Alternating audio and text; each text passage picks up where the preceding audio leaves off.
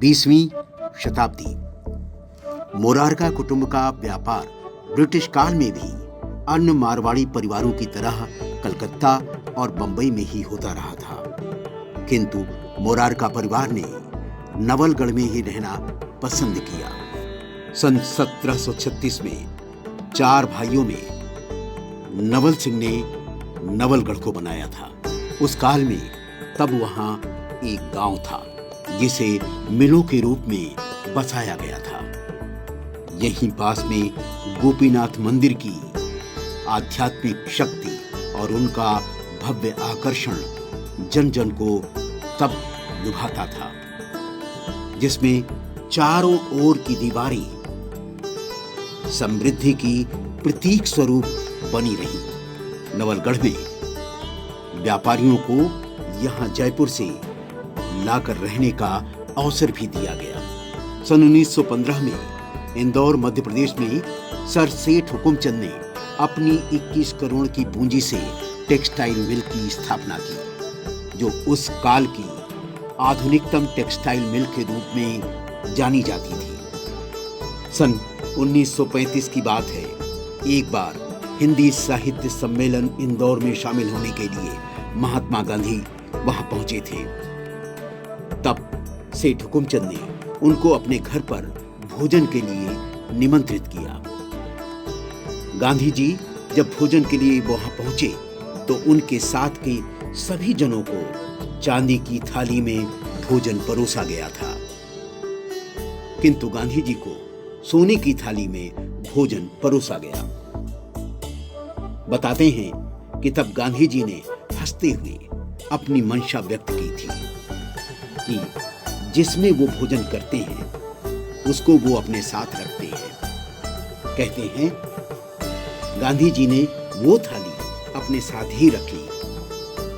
बाद में जिसे नीलाम कर उससे मिले धनराशि को राष्ट्रीय आंदोलन में उन्होंने खर्च कर दिया था। धीरे धीरे परिस्थितियां बदलती रहीं और 80 के दशक में वो मिल बंद हो गई, परंतु हुकुमचंद टेक्सटाइल मिल की पहचान के साथ कथानक बदलता रहा। 18 जून 1946 को राजस्थान के नवलगढ़ में धनाढ्य मारवाड़ी परिवार में महावीर प्रसाद जी के घर कमल का जन्म हुआ। उनके पुरखों की हुकुमचंद मिल के नाम से स्थापित थी, जो सबसे बड़ी मिल तब मानी जाती थी और विषम परिस्थितियों में अंततः उसे बंद भी होना पड़ा।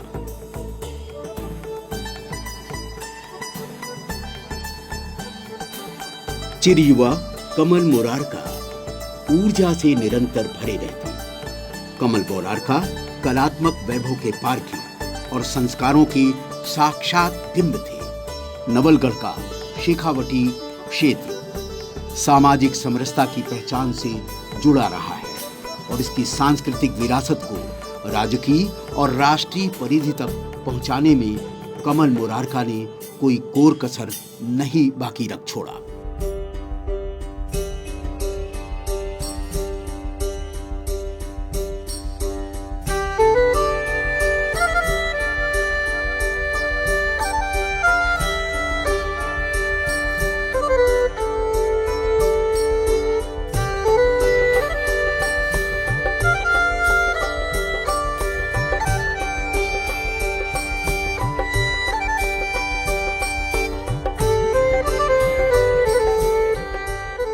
हालांकि पिताजी व्यावसायिक थे।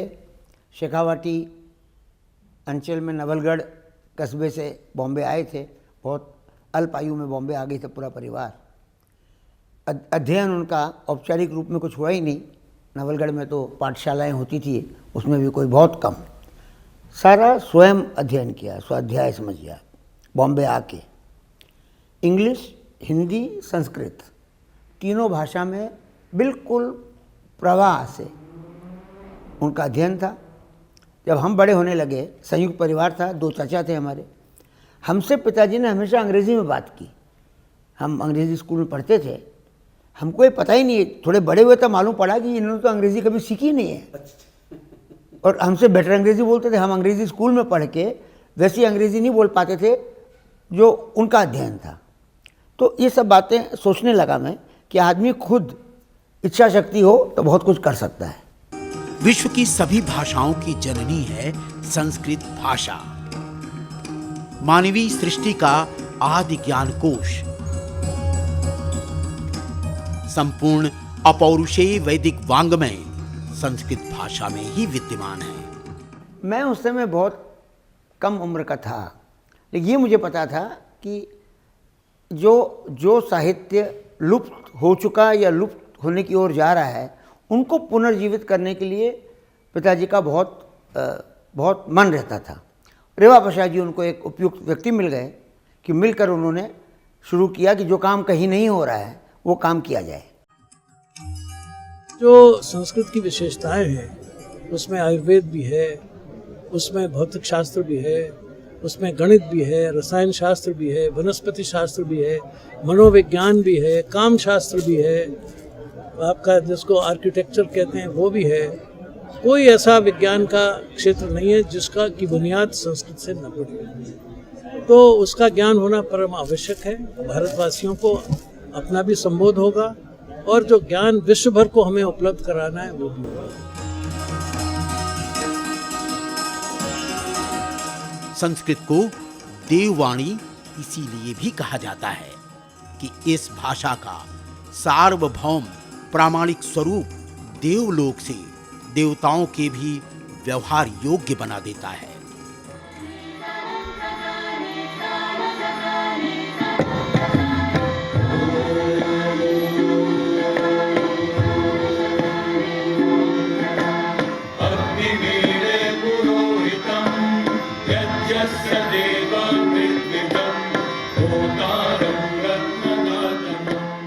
वैदिक ऋचाओं यानी मंत्रों का लालित्य बोध, छंद योजन, इनका व्याकरण, काव्यात्मक अलंकार जनित सौंदर्य इस भाषा को अद्भुत बना देता है। इस भाषा में रचित वांग्मय अतुल्य दिव्य ज्ञान विज्ञान से भी भरा पूरा है। पाणिनि व्याकरण अष्टाध्यायी को पढ़कर और उसके सूत्रों को यथावत प्रयोग में लाते हुए हम संस्कृत को संपूर्ण रूप से वैज्ञानिकता के साथ जोड़ सकते हैं। कहीं भी माने संस्कृत के व्याकरण में इतनी शक्ति है और इतनी सूक्ष्मता है कि उन सूत्रों का प्रयोग विधिवत करते हुए हम उनको कंप्यूटर से पूरी तरह से जोड़ सकते हैं। संस्कृत भाषा पूर्ण परमार्जित और अलंकृत है, तभी तो इसके सौंदर्य रूपी अलंकारों की ठाठ का कहना ही क्या।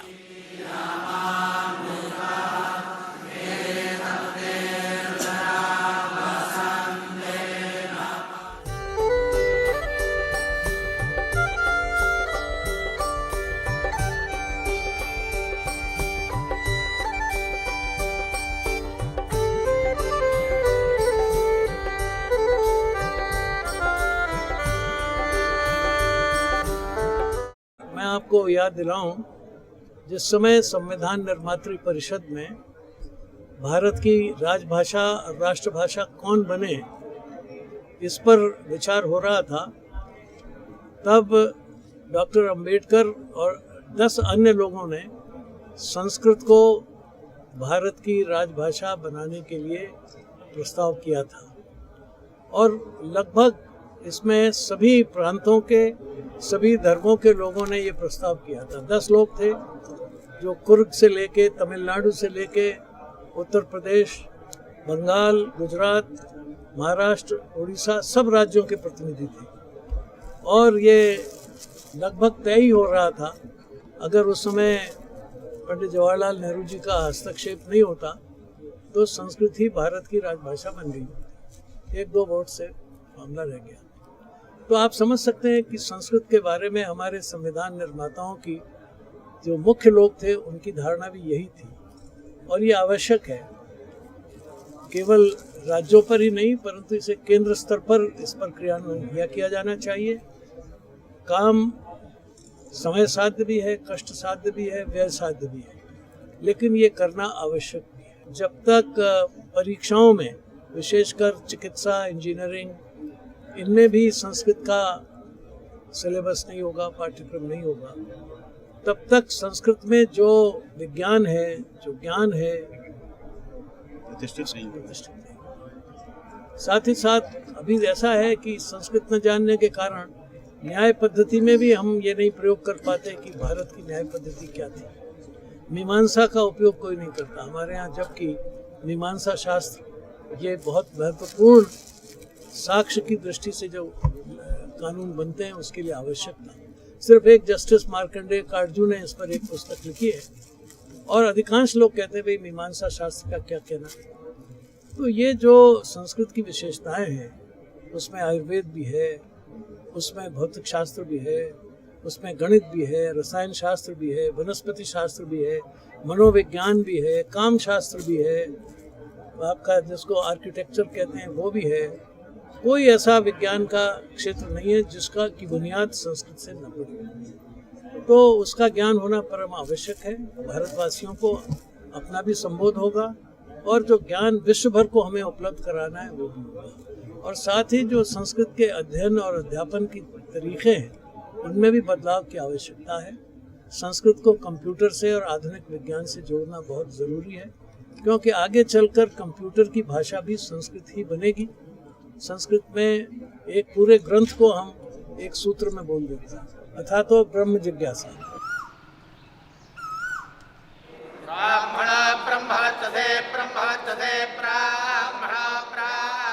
कमल मुरारका उद्योग जगत के साथ ही साथ संस्कृत भाषा, साहित्य, परंपराओं के संरक्षण में भी अपना योगदान देते रहे। यही नहीं, सांस्कृतिक मूल्यों और ज्ञान के प्रति अपने पिता महावीर प्रसाद के अनुरूप ही वो उसे आगे बढ़ाते रहे और फलीभूत कराते रहे। बनारस हिंदू विश्वविद्यालय में संस्कृत भाषा की विद्वान मनीषियों, पंडितों का मान सम्मान करना भी उनकी पहचान से जुड़ा रहा। आइए संस्कृत भाषा समारोह से स्वयं को जोड़े। उनके एक शौक रहती थी कि हर फील्ड में जो उसका विद्वान हो, जानकार हो, उससे उनका संपर्क बना रहे। अंग्रेजी में शेक्सपियर हो, मिल्टन हो, बर्नार्ड शॉ की एक किताब थी, उसका उन्होंने हिंदी ट्रांसलेशन किया, समाजवाद एक अध्ययन। उसमें लिखा है, बर्नार्ड शॉ की किताब थी intelligent women's guide to socialism, उसका अडेप्टेशन है वो। व्यवसाय को ये सब टाइम कहाँ रहता है, उनको रुचि थी। हिंदी साहित्य, इंग्लिश लिटरेचर एक तरफ, हिंदी साहित्य, सारे साहित्यकार, चाहे प्रेमचंद हो, जयशंकर प्रसाद हो, रामधारी सिंह दिनकर हो, बच्चन हो, सबका अध्ययन था। उनकी लाइब्रेरी में सबकी किताबें थी। हम लोग का हिंदी इतनी अच्छी नहीं थी क्योंकि अंग्रेजी स्कूल पढ़ते थे। वेद, उपनिषद, शास्त्र, पुराण, सबका। हमारे घर पे एक प्रख्यात पंडित रहते थे, ईश्वर दत्त शर्मा, नवलगढ़ के थे वो, बहुत प्रचंड थे वो। उनसे रोज़ 1 घंटा उनका वाद विवाद होता था संस्कृत में, पुराण पे, किसका क्या तर्क वितर्क। उनको शौक था, शतरंज खेलते थे, उनके प्रतिभाएं बहुत थी उनकी।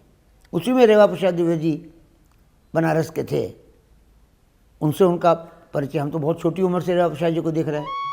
महावीर प्रसाद मुरारका का फाउंडेशन, कालिदास संस्थान की पहचान सनातन कवि महामहोपाध्याय रेवा प्रसाद द्विवेदी की देखरेख में निरंतर आगे बढ़ता रहा, जहां तमाम संस्कृत भाषा का साहित्य और उसका संरक्षण, कालिदास ग्रंथावली की संरचना भी महामहोपाध्याय रेवा प्रसाद ने तैयार की, जिसे कालिदास अकादमी उज्जैन में ही एक भव्य समारोह में लोकार्पित किया गया, जो अपने आप में अनूठा ग्रंथ माना जाता है।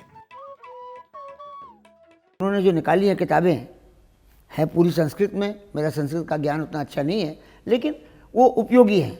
वो एक धरोहर है जो संस्कृत जानने वालों के लिए बहुत कीमती है। देखिए, अगर कंटेंट ठीक है, मटेरियल ठीक है, तो ऑक्सफोर्ड और अमेरिका जाना बड़ी बात नहीं है, लेकिन प्रकाशित ही नहीं होगी तो कहीं जा नहीं पाएगी। ये बात सही है। तो हम लोगों का तो योगदान हो सकता है यही कि भाई जो लॉजिस्टिक्स है उसमें हम सपोर्ट करें। आजकल तो गूगल और इंटरनेट का ज़माना है। उस समय तो आपको कोई सूचना भी चाहिए तो लाइब्रेरी में जाइए, ढूंढिए। जो सब कष्ट किया उन्होंने, उनकी खुद की लाइब्रेरी हज़ारों बुक की थी, हिंदी, अंग्रेज़ी सब।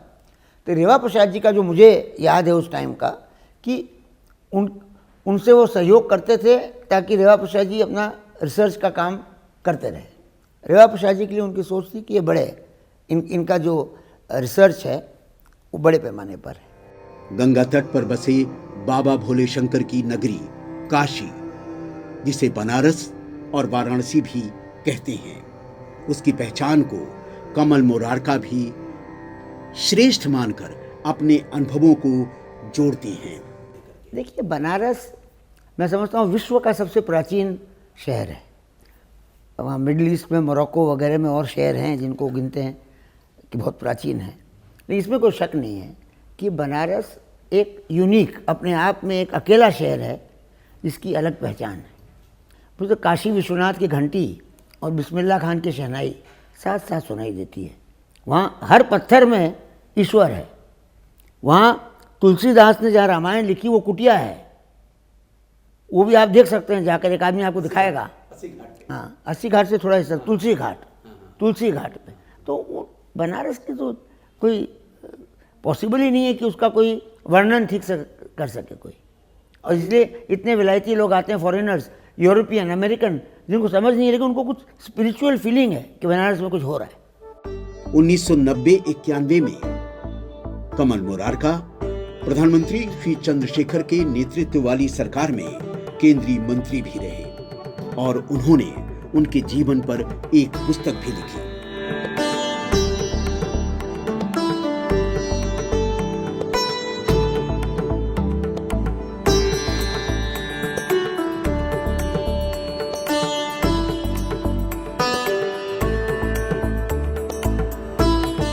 कमल मोरारका अपने परिवार, कुटुंब और मोरारका का शेखावटी झुंझुनू की पहचान को निरंतर वो पुष्पित पल्लवित कराते रहे। कमल मोरारका का जन्म पारंपरिक मारवाड़ी परिवार में 18 जून सन 1946 को नवलगढ़, राजस्थान में हुआ था और 74 वर्ष की उम्र में 5 जनवरी सन 2021 को उनका अवसान हो गया।